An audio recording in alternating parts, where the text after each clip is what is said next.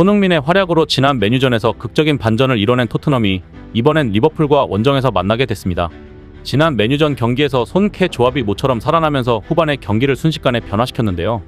케인이 플레이메이커로 내려오고 손흥민이 전방으로 침투하는 모습은 지난 시즌 손흥민이 득점왕을 차지하던 때의 경기를 보는 듯했습니다. 그럼에도 케인과 손흥민은 크게 기뻐하지 못했습니다.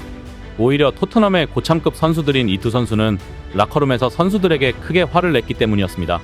게다가 경기 후에도 케인은 손흥민의 행동에 화를 낸 것으로 알려져 충격을 주고 있습니다. 지금부터 어떤 상황인지 자세히 알아보도록 하겠습니다. 토트넘 호스퍼는 한국 시간 5월 1일 0시 30분 영국 리버풀에 위치한 안필드에서 리버풀과 34라운드 맞대결을 치릅니다. 경기를 앞두고 양팀 감독들과 선수들이 기자들 앞에 섰는데요. 토트넘과 홈 경기에서 초강세를 드러내고 있는 위르겐 클롭 리버풀 감독도 프리미어리그 최강 공격 듀오인 손케 콤비만큼은 두려운 모습이었습니다. 클롭 감독은 기자회견에서 토트넘은 최근 몇 년간 유럽에서 최고의 역습 능력을 갖춘 팀이라며 우리가 볼을 한번 잃으면 해리 케인이 나타난다. 다음엔 골문 앞에 손흥민이 골키퍼와 1대1로 맞서곤 한다며 많은 토트넘 선수들 중에서도 둘을 콕 찍어 거론했습니다. 리버풀은 클롭 감독 특유의 개겐 프레싱, 즉 역압박이 강한 팀인데 이를 계속 유지하면서 볼을 소유하고 있어야 손흥민과 케인의 위험에서 벗어날 수 있다는 얘기입니다. 맨유전에서 본 것처럼 전반에만 압박하며 압도하다 후반에 큰 코 다칠 수 있음을 경계한 듯하는 발언이었습니다. 전반에 점유율을 높이며 경기를 압도하다가도 볼을 빼앗기는 순간 둘의 콤비 플레이에 당할 수 있다는 것입니다. 그는 아마도 토트넘과 경기에서 가장 좋은 방법은 볼을 잃지 않는 것이라며 토트넘의 역습 기회 자체를 최대한 줄이겠다는 의지를 나타냈습니다. 다시 말하면 그만큼 손흥민과 케인이 두렵다는 얘기입니다. 케인과 손흥민은 클롭 감독이 온 뒤 안필드 원정에서 각각 3골과 4골을 넣어 수치상으로도 가장 매서운 공격력을 갖고 있는 상황입니다. 그런데 토트넘의 문제는 공격이 아니라 수비에 있다고 볼 수 있는데요.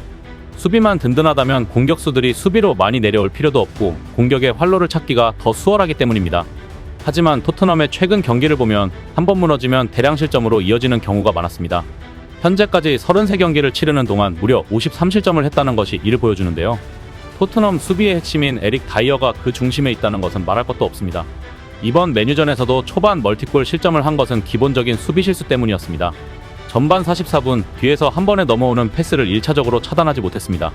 이어 레시포드가 슈팅을 때리지 못하게 압박하거나 슛 자세로 돌아서지 못하게 해야 했지만 이 둘 다 하지 못했습니다. 상대 공격수에게 마음 놓고 슈팅하라는 듯 거리를 벌렸고 골키퍼의 시야만 가리며 골을 헌납했습니다. 영국 풋볼 런던은 다이어에게 팀 내 최하평점인 4점을 부여하며 레시포드가 득점하기 쉽도록 만들어줬다. 레시포드에게 시간과 공간 모두를 허용했다라고 평가했습니다. 또 절호의 찬스를 놓치기도 했는데요. 후반 23분 이반 페리시치가 왼쪽 측면에서 크로스를 올렸습니다. 맨유 수비수들은 공격에 가세한 에릭 다이어를 놓쳤는데요. 다이어는 자유로운 상황에서 높이 뛰어올라 골문 바로 앞에서 완벽한 찬스를 맞았지만 머리를 맞은 공은 골문 옆으로 벗어났습니다. 메이슨 감독 대행은 너무나 아쉬운 찬스를 놓친 것에 무릎을 꿇고 마치 큰 절을 하듯 고개를 숙였습니다. 다이어 본인도 허무한 기회를 놓친 것을 후회하듯 머리를 감쌌습니다. 현지 팬들은 지금까지 다이어가 보여준 실수 가운데 역대 최악의 실수다.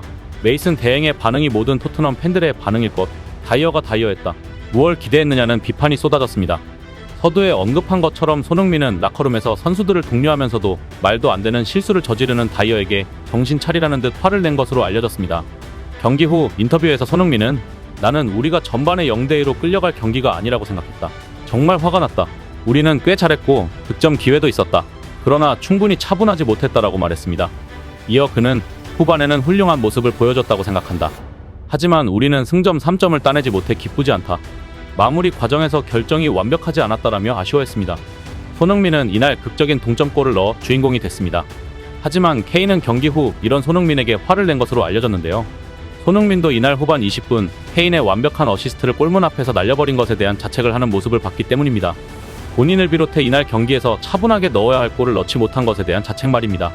이에 대해 케인은 경기 후 소니는 언제나 팀에 문제가 생기거나 경기가 안 좋게 풀리면 자기 자신에게서부터 문제를 찾는 경향이 있다.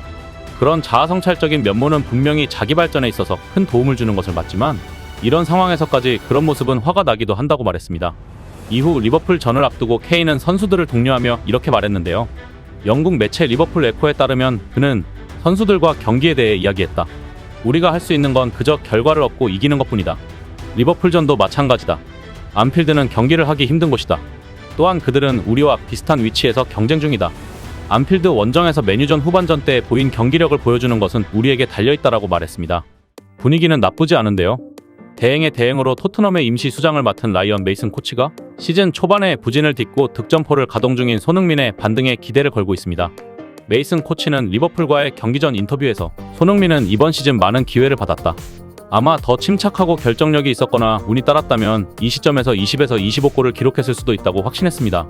메이슨 코치는 시즌 내내 많은 골을 넣지 못해 손흥민이 실망했지만 손흥민은 결국 제 위치로 돌아와 계속 그라운드에서 뛰었다.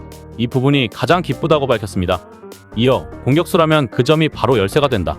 좋지 않던 운이 바뀌는 순간이 온다. 그러면 골이 들어가고 자기 리듬을 찾아 득점포를 다시 가동한다며 손흥민이 남은 경기에서 우리 팀의 실마리가 되길 바란다고 했습니다. 지난 시즌 잉글랜드 프로축구 프리미어리그 공동 득점왕에 오른 손흥민은 올 시즌에는 다소 부진한 모습을 보였지만 후반기 들어 득점력을 높이고 있습니다. 30라운드 브라이턴전의 EPL 통산 100호 골을 터뜨린 손흥민은 31라운드 본머스전에도 골맛을 보며 이번 시즌 첫 2경기 연속 득점포를 가동했습니다. 1대6으로 참패한 32라운드 뉴캐슬전에 잠시 침묵한 손흥민은 33라운드 맨체스터 유나이티드전에도 후반 34분 2대2로 균형을 맞추는 득점을 올리며 다시 반등했습니다. 탑4 도약을 위해 분투하고 있는 두 팀에게 이번 경기는 승점 6점짜리 빅매치입니다. 5경기를 남겨두고 있는 토트넘은 승점 54점으로 2경기를 덜 치른 4위 맨체스터 유나이티드에 6점 뒤져 있습니다. 리버풀은 승점 53점으로 맨유와의 격차가 7점이지만 경기수는 토트넘보다 한 경기가 더 적은데요. 마지막까지 4위 경쟁을 하기 위해선 반드시 승점 3점이 필요한 상황입니다. 이런 가운데 최근 4경기에서 3골을 넣은 손흥민은 이제 EPL 역사상 9명밖에 도달하지 못한 7시즌 연속 2자릿수 득점이라는 고지를 정조준합니다. 리그에서 한 시즌 10골은 특급 골잡이로 평가받을 수 있는 중요한 지표로 꼽히는데요. 그 2자릿수 득점을 연속으로 기록한다는 것은 꾸준함이라는 측면에서 더더욱 가치가 있습니다. 일본의 유럽파 선수들이 아무리 제2의 손흥민이 나왔다고 우겨도 한두 시즌 반짝하고 사라지는 것을 보면 손흥민의 실력과 끈기, 근성은 월드클래스급입니다. 1992년 창설된 EPL에서 웨인 루니가 11시즌 연속 10골 이상을 넣으며 이 부문 최다 기록을 보유하고 있는데요. 그 뒤를 프랭크 램파드를 비롯해 손흥민의 동료인 해리 케인이 세르히오 아구에로와 함께 9시즌 연속 2자릿수 득점을 성공했습니다.